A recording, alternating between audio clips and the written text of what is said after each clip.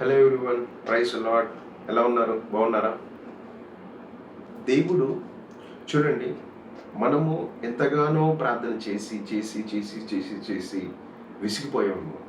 కొన్ని వాటిల్లో ఏంటిదనంటే మనం ప్రార్థన చేస్తాం, దేవుడు కార్యాలు చేయట్లేదు చేయట్లేదు, ఇంకా ఆలస్యం అవుతుంది, ఏంటి అసలు అర్థం కావట్లేదు, ఏంటి ఈ ట్రబుల్స్ పోవట్లేదు, ఈ సమస్యలు పోవట్లేదు అంటే మనకున్న పరిస్థితులను బట్టి ఇంకా బలహీనపడి ఇంకా ఏవేవో ఆలోచిస్తూ ఇలాంటి మైండ్లో నువ్వు ఉన్నావేమో, అలా ఆలోచిస్తున్నావేమో. ఏంటి ఇంకా డిలే అవుతుంది, దేవుడు నా లైఫ్లో గొప్ప కార్యం చేస్తాడా చేయడా, ఇట్లాంటి డౌట్స్ ఇంకా నీ మైండ్లో తిరుగుతున్నాయేమో.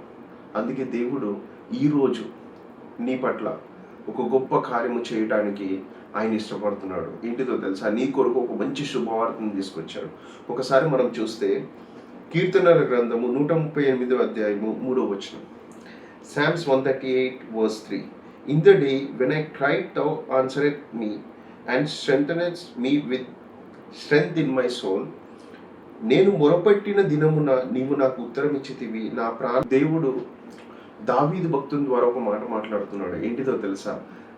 ఆయన ఏంటంటే తనకున్న సమస్యల్లో బాధల్లో బాగా ఏడ్చి ఏడ్చి దేవుని మొరపెట్టాడంట.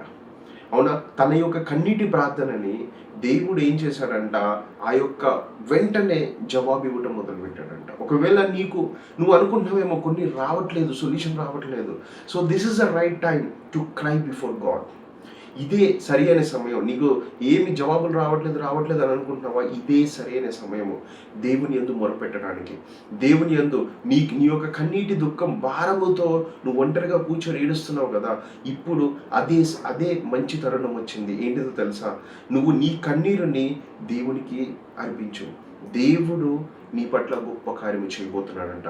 ఎలాగైతే దావీదు పట్ల చేశాడో అలాగే నీ జీవితంలో చేయబోతున్నాడు. నీ పట్ల అనేక కార్యాలు జరగబోతున్నాయి. So praise God. దేవుణ్ణి ఎప్పటికీ మర్చిపోవద్దు. ఆయనని ప్రార్థించడం మర్చిపోవద్దు, ఆయనని నమ్మటం మర్చిపోవద్దు.